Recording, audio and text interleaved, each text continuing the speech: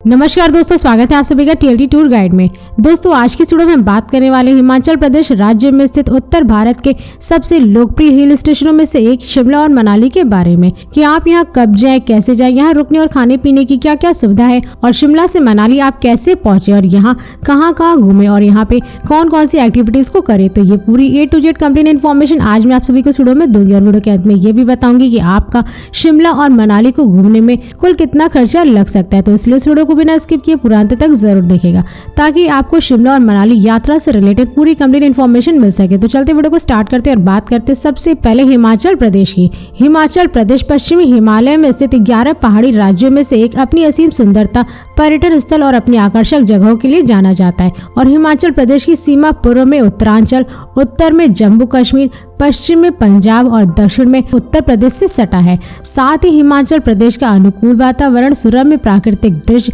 रंगीन संस्कृति और विभिन्न प्रकार के मेले और त्योहार समारोह इस जगह को बेहद ही खास बनाते हैं, जिससे कि इस जगह को देवभूमि के रूप में भी जाना जाता है। तो चलिए दोस्तों अब बात करते हैं कि आप हिमाचल प्रदेश के शिमला या मनाली कब जाए। वैसे तो आप यहाँ पर कभी भी किसी भी समय घूमने के लिए जा सकते हैं, लेकिन यहाँ पर जाने का सबसे सही समय सर्दियों का मौसम यानी कि नवंबर से फरवरी और मार्च तक के महीनों का माना जाता है, क्योंकि सर्दियों के मौसम में शिमला और मनाली में कई सारे त्योहार और स्नोफॉल देखने को मिलता है, जिससे कि आप यहाँ इन महीनों के दौरान स्नोफॉल से जुड़ी कई सारी एक्टिविटीज भी कर सकते हैं। इसलिए अधिकतर टूरिस्ट यहाँ पर सर्दियों के मौसम में शिमला और मनाली घूमना पसंद करते हैं, मगर ये आपके ऊपर डिपेंड करता है कि आप शिमला और मनाली कब घूमना पसंद करते हैं। दोस्तों अब बात करें कि आप सबसे पहले शिमला कैसे पहुंचे। वैसे तो आप यहाँ पे बाई ट्रेन, बाई प्लेन और बाई बस बहुत ही आराम से पहुंच सकते हैं। दोस्तों यदि आप शिमला बाई ट्रेन जा रहे हैं तो यहाँ का निकटतम रेलवे स्टेशन खुद शिमला है, लेकिन यहाँ केवल टॉय ट्रेन ही चलती है जो कि कालका रेलवे स्टेशन से शिमला तक चलाई जाती है। इसलिए अगर आप टॉय ट्रेन का मजा लेना चाहते हैं तो आप कालका रेलवे स्टेशन पर पहुंच जाए। और वहीं अगर आप शिमला के बड़े रेलवे स्टेशनों पर उतरना चाहते हैं तो यहाँ का नजदीकी रेलवे स्टेशन चंडीगढ़ जंक्शन है, जो कि देश के विभिन्न शहरों के रेलवे स्टेशनों से रेल मार्ग द्वारा काफी अच्छी तरीके से जुड़ा हुआ है, जिससे कि आप दिल्ली, वाराणसी, मुंबई, हैदराबाद और बैंगलोर आदि जैसे शहरों के रेलवे स्टेशनों पर पहुंच करके वहां से ट्रेन पकड़ करके आप डायरेक्ट चंडीगढ़ जंक्शन तक पहुंच जाएंगे। और इस जंक्शन से शिमला की दूरी लगभग 107 किलोमीटर है, जिसे आप बाई बस या शेयरिंग टैक्सी के थ्रू पूरा कर सकते हैं। और अगर आप चंडीगढ़ जंक्शन के बाहर से शिमला के लिए बस लेते हैं तो उसका चार्ज लगभग 200 से 250 रुपए पर पर्सन होता है और शेयरिंग टैक्सी का चार्ज लगभग 500 से 600 रुपए होता है। और दोस्तों यदि आप फ्लाइट से जा रहे तो शिमला का नजदीकी एयरपोर्ट चंडीगढ़ में स्थित शहीद भगत सिंह इंटरनेशनल एयरपोर्ट है, जो कि देश के विभिन्न शहरों के एयरपोर्टों से एयरलाइंस के द्वारा काफी अच्छी तरीके से जुड़ा हुआ है, जिससे कि आप दिल्ली, मुंबई, चंडीगढ़, हैदराबाद और चेन्नई, बैंगलोर आदि जैसे शहरों के एयरपोर्टों से आप फ्लाइट पकड़ करके आप डायरेक्ट चंडीगढ़ के एयरपोर्ट पर पहुंच सकते हैं। और चंडीगढ़ एयरपोर्ट से शिमला की दूरी लगभग 124 किलोमीटर है, जिसे आप बाई बस या रिजर्व टैक्सी के थ्रू पूरा कर सकते हैं। और अगर आप इस एयरपोर्ट के बाहर से शिमला के लिए बस लेते तो उसका चार्ज लगभग 250 से 300 रुपए पर पर्सन होता है और रिजर्व टैक्सी का चार्ज लगभग 2000 से 3000 रुपए तक होता है। और हाँ, अगर आप शिमला मनाली बस से जाना चाहते हैं तो शिमला मनाली के लिए आपको डायरेक्ट बस दिल्ली, वाराणसी, मुंबई और चंडीगढ़ के ISBT बस स्टैंड से आपको डायरेक्ट शिमला मनाली के लिए बस की सुविधा मिल जाएगी, जिससे कि आप इन शहरों से बस पकड़ करके डायरेक्ट शिमला मनाली तक पहुंच जाएंगे। और इसके साथ ही अगर आप शिमला मनाली अपने निजी वाहन, कार या बाइक से जाना चाहते तो आप यहाँ पर अपने निजी वाहन द्वारा बहुत ही आसानी से पहुंच सकते हैं, क्योंकि हिमाचल प्रदेश राज्य की सड़कें देश के विभिन्न शहरों से सड़क मार्ग द्वारा काफी अच्छी तरीके से जुड़े हुई है। और साथ ही यहाँ की सड़कों पर आपको जगह जगह पर कई सारे होटल, रेस्टोरेंट और पेट्रोल पंप आदि सारी सुविधा देखने को मिल जाएगी, जिससे कि आप अपने निजी वाहन द्वारा रास्ते में खाते पीते मौज मस्ती करते हुए अच्छे व्यू पॉइंट को देखते हुए शिमला मनाली तक पहुंच जाएंगे। दोस्तों अब बात करें कि आप शिमला पहुंचने के बाद यहाँ कहाँ पे स्टे करें। वैसे तो यहाँ पे स्टे करने के लिए आपको हाई बजट से लेकर के लो बजट तक के कई सारे होटल मिल जाएंगे, जिन्हें आप बुक करके स्टे कर सकते हैं। और यदि आप यहाँ पर अपनी फैमिली और दोस्तों के साथ जा रहे हैं और एक अच्छी लोकेशन पर रूम की बुकिंग करना चाहते हैं तो आप शिमला के local bus stand near mall road या फिर यहाँ के चर्च के पीछे भी अपनी रूम की बुकिंग कर सकते हैं, जहाँ पर आपको एक नॉर्मल बजट होटल लगभग 1000 से 2000 रुपए में मिल जाएगा, जिन्हें आप बुक करके स्टे कर सकते हैं। दोस्तों अब बात करें कि शिमला में खाने पीने की क्या सुविधा है। वैसे तो आप यहाँ पे जहाँ पे भी स्टे किए वहीं पर आपको खाने पीने की सारी सुविधा मिल जाएगी, लेकिन अगर आप वहां पे खाना नहीं चाहते तो आपको शिमला के mall road, local bus stand आदि जैसे अनेकों जगह पर आपको खाने पीने के लिए बहुत सारे होटल, रेस्टोरेंट, स्ट्रीट फूड वाले देखने को मिल जाएंगे, जहां पर आप जा करके लगभग 200 से 300 रुपए में पर प्लेट भोजन कर सकते हैं। दोस्तों अब बात करें कि आप शिमला में कहाँ घूमे। वैसे तो आप यहाँ पर सबसे पहले जाखू हिल्स घूम सकते हैं। लगभग 8000 फीट ऊंची जाखू हिल शिमला हिल स्टेशन का एक प्रसिद्ध टूरिस्ट प्लेस है, जो प्राकृतिक प्रेमियों के साथ तीर्थ यात्रियों का भी एक लोकप्रिय स्थान है। और इस पहाड़ी पर एक प्राचीन मंदिर भी है जो हनुमान जी को समर्पित जाखू मंदिर के नाम से जाना जाता है। और इस मंदिर के दर्शन करने के लिए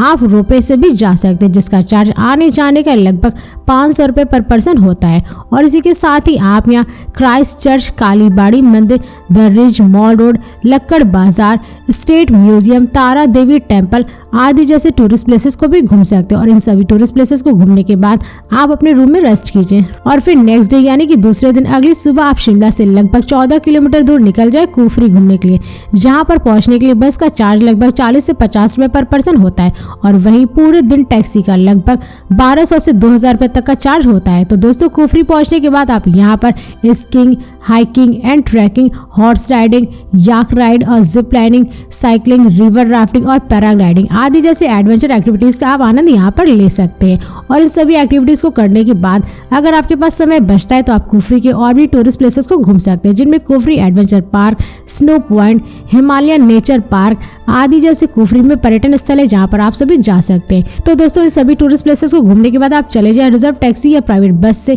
अपने रूम पर यानी शिमला में, जहाँ पर आप स्टे किए। तो रूम में पहुंच करके आप रेस्ट कीजिए और फिर नेक्स्ट डे यानी कि थर्ड डे आप होटल से चेकआउट करके निकल जाए शिमला से मनाली के लिए, जिसकी दूरी लगभग 234 किलोमीटर है, जिसे आप बाई बस या रिजर्व टैक्सी के थ्रू पूरा करके मनाली पहुंच सकते हैं। और अगर आप शिमला की बस स्टैंड से मनाली के लिए बस लेते हैं तो उसका चार्ज लगभग 500 से 600 रुपए पर पर्सन होता है। और रिजर्व टैक्सी का चार्ज लगभग 3500 से 4000 रुपए होता है। तो दोस्तों मनाली पहुंचने के बाद आप मनाली के टैक्सी स्टैंड या मॉल रोड पर अपने रूम की बुकिंग कर सकते हैं, जहां पर आपको रूम लगभग 1200 से 2000 रुपए में एक अच्छा रूम मिल जाएगा, जिन्हें आप बुक करके आसानी से स्टे कर सकते हैं। तो दोस्तों मनाली पहुंचते पहुंचते आपको शाम हो जाएगी, जिससे कि आप यहाँ के मॉल रोड पर 1-2 घंटे घूमिए, स्ट्रीट फूड का आनंद लीजिए और फिर रात को अपने रूम में रेस्ट कीजिए। और फिर नेक्स्ट डे यानी कि 4th डे आप सुबह सुबह फ्रेश होकर के निकल जाए मनाली के और भी टूरिस्ट प्लेसेस को घूमने के लिए, जिनमें हिडम्बा देवी मंदिर, दुगरी वन विहार, क्लब हाउस, वशिष्ठ मंदिर, जोगनी वाटरफॉल,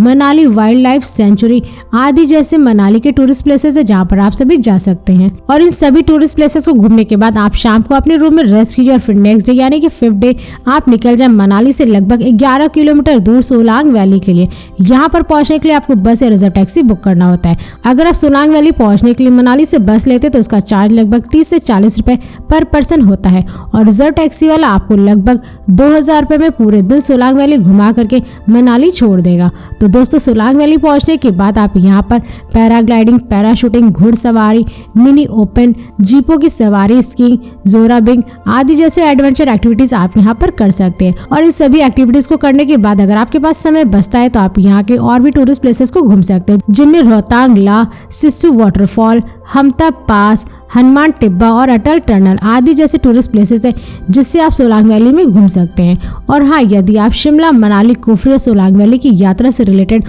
और भी ज़्यादा जानकारी चाहते हैं तो मैंने पहले से इस सभी जगहों पर अलग अलग ऑलरेडी फुल वीडियो बना दिया है, जिसका लिंक आप सभी को मेरे वीडियो की डिस्क्रिप्शन में मिल जाएगा, जिसकी मदद से आप शिमला, मनाली, कुफरी और सोलांग वैली यात्रा से रिलेटेड पूरी कंप्लीट इन्फॉर्मेशन जान सकते हैं। तो दोस्तों अब बात करें कि आपको मनाली, शिमला घूमने में कुल कितना खर्चा लग सकता है। वैसे तो शिमला और मनाली को घूमने के लिए आपको कम से कम 6 डे 5 नाइट का ट्रिप प्लान जरूर करना चाहिए, क्योंकि इन 6 दिनों में आप शिमला और मनाली के सभी टूरिस्ट प्लेसेस को और एक्टिविटीज को काफी अच्छे से एंजॉय कर सकते हैं, जिसमें आपका कुल खर्चा लगभग 15,000 से 20,000 रुपए पर पर्सन लग सकता है और 2 व्यक्तियों का चार्ज लगभग 30,000 से 35,000 रुपए तक होता है। मगर ये सारे खर्चे आपके ऊपर ही डिपेंड करते हैं, क्योंकि आप शिमला, मनाली में कहाँ कहाँ घूमेंगे, क्या क्या खरीदेंगे, आप कौन कौन सी एक्टिविटीज करने वाले हैं और शिमला, मनाली आप किस राज्य और शहर से जा रहे हैं, तो ये सारे खर्चे आपके ऊपर ही डिपेंड करते हैं। तो दोस्तों इस वीडियो को यहीं पर समाप्त करते हैं और यदि ये वीडियो सभी को पसंद आई तो इस वीडियो को लाइक करें और चैनल को सब्सक्राइब जरूर करें। इसके साथ ही बेल आइकन जरूर दबाएं ताकि ऐसी मेरी नई नई वीडियोस आपके पास सबसे पहले पहुंचे। तो फिर मिलते हैं नेक्स्ट वीडियो में। धन्यवाद।